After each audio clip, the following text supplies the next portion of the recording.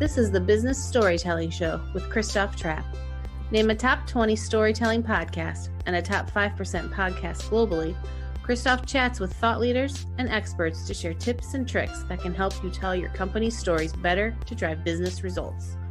Available wherever you listen to podcasts, live streamed on major social media channels, and part of the DB&A television network, available on most U.S. television sets and streaming on Roku and Amazon Fire.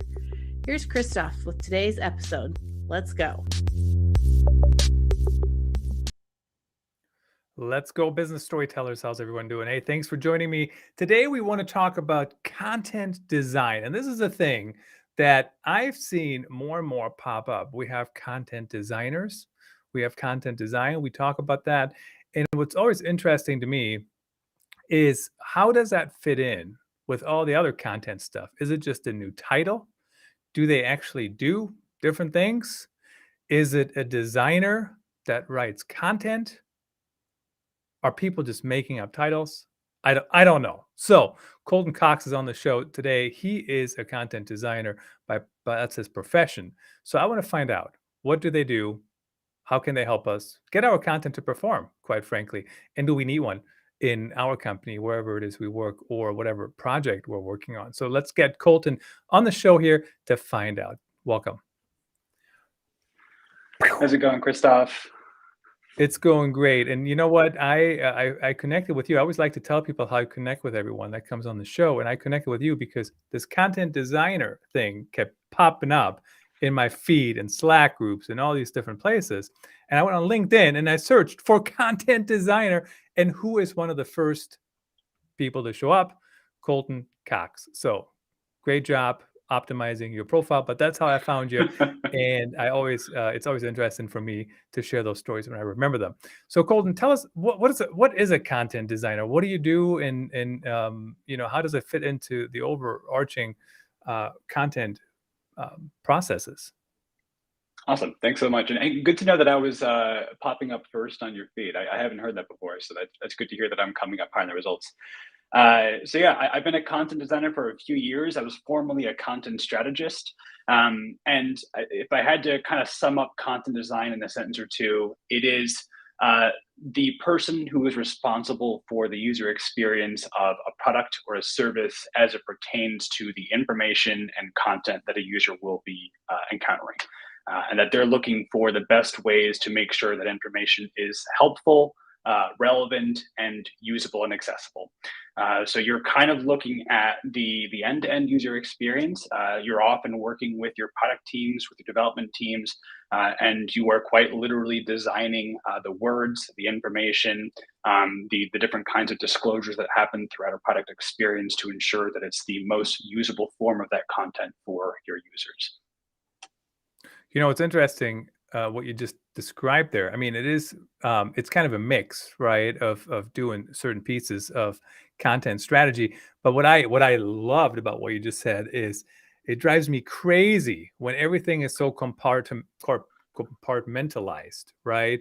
Like somebody puts together a design without any consideration what should actually go into those boxes, right? And don't get me started on lorem ipsum, the worst copy in the world, quite frankly. And then they ship it over to a content writer and say, hey, we need some copy for this box that you know nothing about, and I'm not telling you anything about it, basically.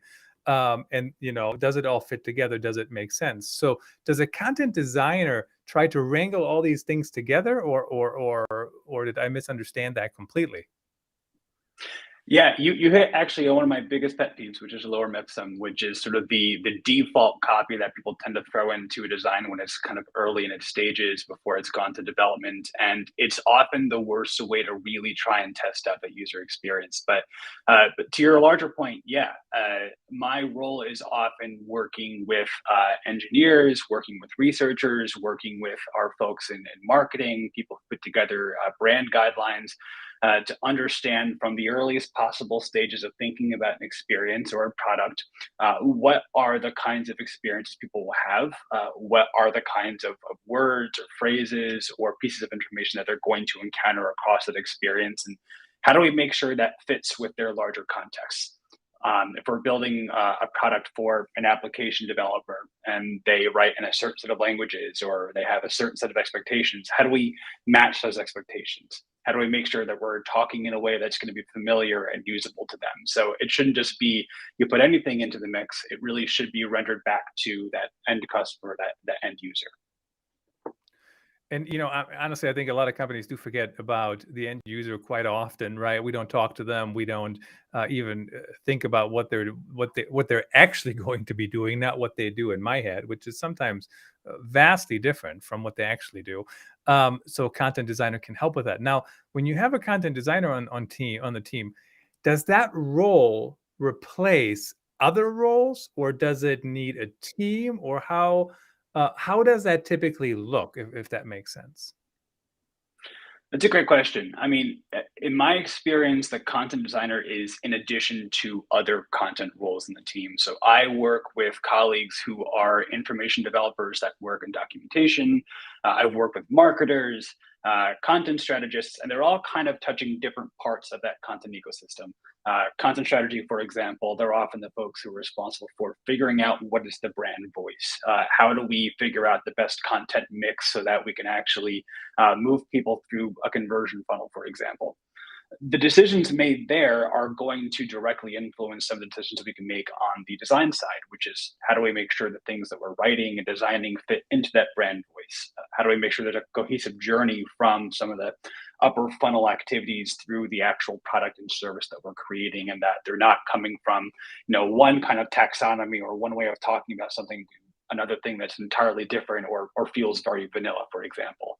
So it's about making sure that these different roles are communicating, that they each have some level of ownership of a particular part of the experience, but they're often sharing one larger user experience. And the designer's probably paying close attention to all those different touch points and just making sure that what they produce fits the kind of larger global view of things.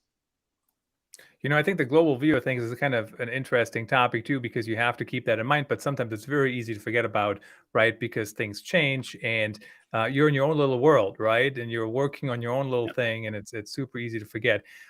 Let's talk briefly about, well, not briefly, however long it takes, I guess. But how do you become a content designer? So when you mentioned content strategist earlier, in my mind, a good content strategist, everybody has to have, in my opinion, if they do anything with the written word, a basic level of writing skills. That doesn't Hmm. mean everybody has to be a perfect SEO writer or a perfect copywriter or whatever. I mean, there's so many different disciplines for writing now, right? It's hard to be good at all of them anyways. But I think at the end of the day, you have to have a certain foundation, right, of writing, even if you just communicate internally. What are those foundations for a content designer? Is writing included? Is more, the customer experience? Is that more important? Or what are like the top 1 to 4 pillars that people need to work on? Hmm. Yeah, one thing you might often see, especially if you're just kind of going at LinkedIn and looking up content design roles or jobs, is you'll often see it mixed up with UX writing. UX writing or user experience writing is a massive component of content design, but I think content design is kind of a larger umbrella category that looks at some of the things that you just mentioned. Writing skills are a really key component about it, but also being able to conduct or understand user research, being able to look at your competitors and understand, well, how are they facilitating these user experiences? How do we differentiate but stay true to our brand voice? So things that actually fit very much in that content strategy bucket kind of translate really well into content design, but there's just a bit of a nuance to it that I think is a little bit different. When I was a content strategist and I was looking at things like our content mix and our use of SEO, I was very kind of audience focused. I was thinking about how do we kind of increase the size of our funnel or increase the movement through our funnel. But when I came to think about things like SEO as a content designer, I thought about, well, why is someone using a specific search term? What kinds of problems are they encountering that they're actually being led to that search term? So it's the same set of skills, but I'm kind of channeling it back into, well, how does the larger product experience help to resolve those sets of needs? How do we make sure that the things that product's telling our users are helping to move them through that journey? So I think content strategy is sort of a natural pathway to content design, but it also involves being really, really focused on the user, really understanding the customer, and whenever possible, actually talking to those customers, not just relying on things like the analytics or the market view, but actually getting in conversation with people to hear their perspectives and make that part of your flow. And of course, I'm remiss to not mention it in my day job, voxpopme.com. You can do video research, talking to your customers and getting their feedback and their thoughts. So check them out, voxpopme.com. This episode is not sponsored by them, but why would I mention it right at this point in the show? Now, when you talk about talking to customers or talking to the users, what's interesting to me is I totally buy that. And I'd be interested to hear your thoughts, in addition to video research, of course.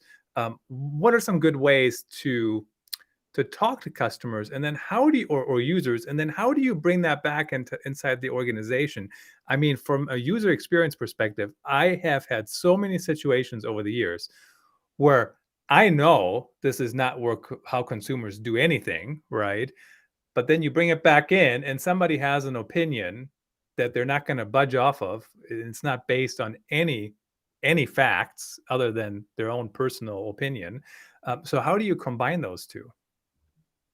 That's a great question. And I can speak from what's worked from my personal experience, and what I think kind of works well is bring those people into the research conversation. If you're setting up a conversation with a customer or someone who might use the product that you're trying to design for, have them kind of take a fly in the wall backseat so they can actually see some of the discussion that happens, or have them watch the recording so you can see them actually understand why the customer's having a given kind of reaction. The couple of times I've done this, one time, for example, I asked a set of users to try and go through completing a task only explicitly following the content and information that was provided to them. And I had the product owner of that product kind of sit in the back and sort of observe what was happening. And what they saw was that we had a lot of holes in the kinds of instructions that we provided throughout the user experience. And we realized, we didn't actually describe this too well, or, we could actually tweak the language here to be a bit more specific about what they have to do. So because they were there for the conversation, but we kind of set the framing of the meeting such that I was going to help lead it. It wasn't, any kind of combative back and forth. They got to really see some of the problems, and then we debriefed afterwards and kind of planned out our priorities and next steps from a design perspective to make sure that the next time we talk to that customer, they wouldn't have the same kinds of problems. And that's always, I think, a big advantage to actually hear from customers, talk to them, ask them questions.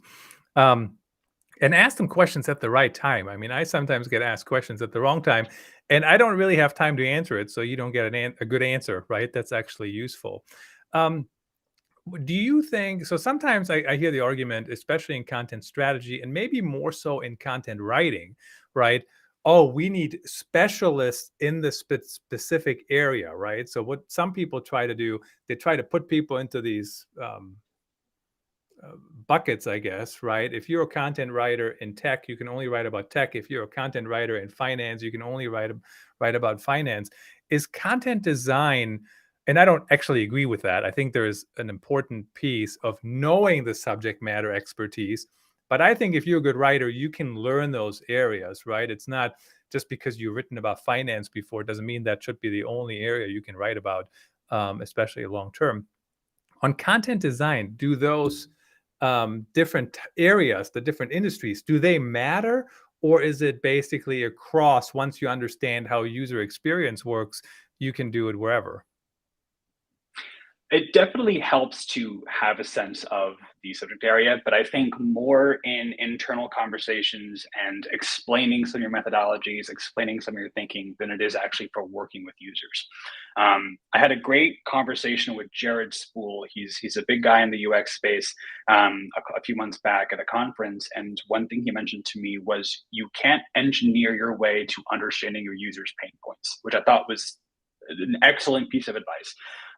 You even if you're the smartest person in the room, you can't just pretend like you understand the user pain points without actually talking to them. You can't be the expert and just know what to do automatically. You have to actually talk to people. So I think that interaction, talking to customers, you're not really using technical skills so much as you're using your soft skills. You're using empathy.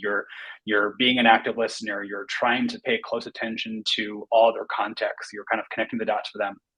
It doesn't require that you have to be an expert in an industry, whatever products you might be creating. It just requires that, one, you're a good listener, you're a good writer, and you can kind of respond well to what you're hearing from people and take action on that. But yeah, it's internally when you have to work with your SMEs, your experts, that I think having that bit of expertise can be super helpful, especially just for getting buy-in. I don't think it's actually quite as necessary on the customer side. Yeah, it's just interesting. I mean, I remember going into healthcare systems way back in the day and explaining why we're talking and why SEO is important. And then over the, and what SEO even is. And then over the years, it shifted and you go in somewhere and, and the doctor or the department head would say, oh, I know what that is. Do you know what I mean? Like maybe not all so maybe we'll see the same thing here, right? Things evolve, people understand it. Before I move to the next question, I do want to mention the little thing at the bottom, the rolling headline scroller there. That's a new feature you can check out in Restream.io. Restream.io, you get 10% off if you go to Restream.io/join/C-Trap. So I'll probably throw that up in a minute so you can see the link. But I love Restream to live stream, super easy to use. Where do content designers sit in a company? What team are they on? Who should they report to? Where does it make sense? And I know that's a loaded question because even when you look at marketing teams today, every marketing team, it seems, is set up like differently. I mean, I know there's some basics, but in general, there's 100 different ways to set it up. What have you seen work and what should people consider? That's a great question. It's going to look different, obviously, employer to employer. I think the times that I've seen it work most successfully is when content design is seated in the same organization as other designers. So, partnered with UX designers and visual designers and user researchers, such that they're engaged in all the same conversations. They have the same sets of practices.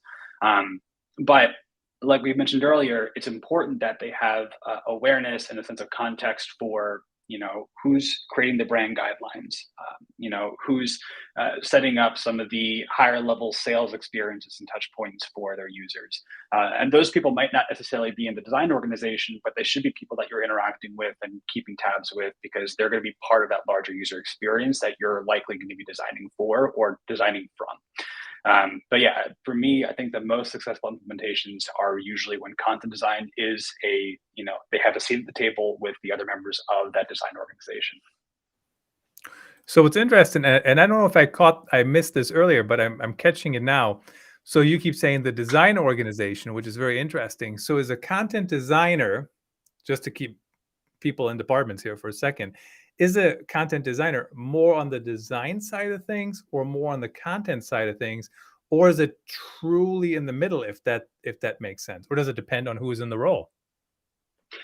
Yeah, it'll depend a lot on who's in the role. It'll depend on the needs of the business. But I think the closer that a content designer sits to the product, I think often that allows them to get a stronger sense of the kinds of context they need to be successful in that role.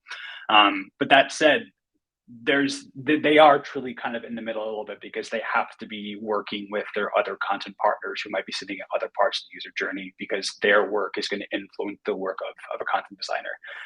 So you're going to see this look a little bit different organization to organization, but the closer you can get a content designer to be within the design organization, to be closer to the product, I think that's going to allow them to be more successful and to partner well with their other design colleagues. It's just very interesting. And, so what I do today is still very similar to what I did early in my career, but I'm definitely not in the same industry, right? I went to college to be actually a sports reporter. Never actually did that in my professional life ever. But I was a journalist for a while, working for a news media company, a TV station, and a newspaper. And what I do today, I still use the skills I used back then, right? I mean, look, I'm interviewing you. If I'm a journalist or if I'm a podcaster, it makes no difference. It's still the same skill, right? So I definitely did not go to school for what I'm doing today, even though I use many of the skills 100%. Did you grow up and say, I want to become a content designer? And we don't have to go like to age 6 or something, but was that your goal, or, or how did you end up being a content designer?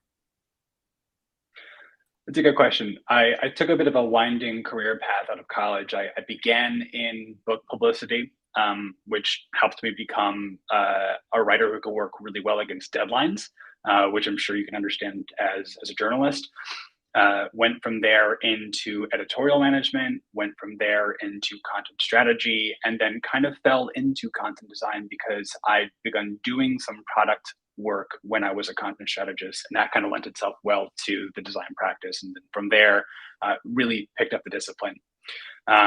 But that said, there's likely not going to be much coursework you're going to find on content design as a practice or a discipline. There's plenty for user experience design, for user research, but content design is actually a pretty new discipline as it's named. Really, it kind of came about 10 years ago. I think Sarah Richards, or now Sarah Winters, she kind of came up with content design as a craft. Literally wrote the book on content design. That is the resource I always send people to because I think it is the most succinct and clear description of how the role works, especially across different organizations. And that was for me kind of one of the best entry points into it as I was moving from strategy to design. But yeah, you're not going to find many courses or curriculum on it, but you'll find a bunch of books are now being written on it. Lots of thought leaders and articles in this space, and definitely Sarah Winter's book is one that I can recommend. So check out that book, Sarah Winters. What's the name of the book again? It's content design. Her name is Richards on this cover, but content design. So literally the name of the discipline is the name of the book. Christina Halverson gave the forward to it, but it's a really excellent entry into the discipline. And of course, Christina has been around the industry for a long time. So certainly she is a thought leader as well. I always have, I don't necessarily like predictions that people just kind of make up, right? You see those predictions posts and everybody says, oh, next year is going to be the year of video, which it's been the year of video, I think, for the last 8 years or something like that. But I think there's always some time to look forward. So for example, and when you ask me about podcasting, what do you think? How do you think podcasting is going to evolve, Christoph? And I think it's going to become even more immersive than it is now, right? I mean, you and I are in 2D, but at some point we will be in the metaverse, right? Or something like that. Like, we're going to sit in a room, people can sit around us, and it doesn't feel weird. We actually have legs, right? Not like the current metaverse where people don't have legs. But what do you think? How do you think content design will evolve? So if somebody is going to school right now, what should they focus on? Or, or if they're thinking about, it's not about age, quite frankly, whether they're in school or mid-career or whatever, and they want to kind of build their skills, what are the next things that people need to be aware of or thinking of, in your opinion? I think the big thing, and it's obviously very recent news, but I'm thinking about things like Chat GPT and how AI generated content might start influencing the field a bit. And what I think is likely to happen is that that's going to get overhyped, and people are going to assume that whole roles can be replaced with AI generated content, and then they're going to quickly find out that that's not actually the case, and that the true differentiator of someone who is a content strategist or a content designer is truly understanding the customer experience, getting that qualitative feedback from customers and incorporating that into the process, things that an AI likely, at least today, can't just generate content for based on that kind of input. So for content designers kind of coming up in the field right now, or looking towards it, I really lean into understanding how user research works, understand how to talk to people, use empathy practically, and make that part of your process, because I think those are things that are going to differentiate us in the field and are going to ensure that we're not going to be replaced by AI bots in the future. What's interesting to me too about when we talk about any of those job replacing technologies, certainly some of that will happen. But you have to think about, how does it fit together? What can it actually do well? And Chat GPT, I think it was one of the New York Times podcasts, and they had that software write the opening to the podcast. and it was not horrible. It was actually pretty good.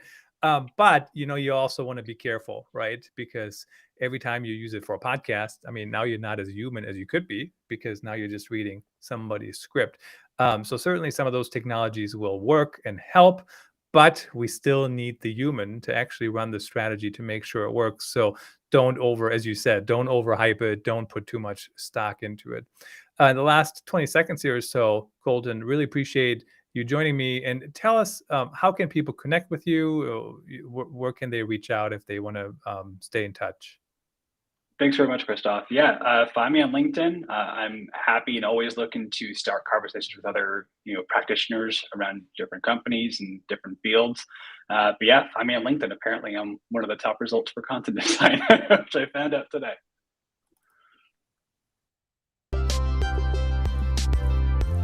That's a wrap. Thanks for tuning in. Please rate and review our show on your favorite podcast channels. And don't forget to share this episode with your networks. We appreciate you. Until next time, let the best stories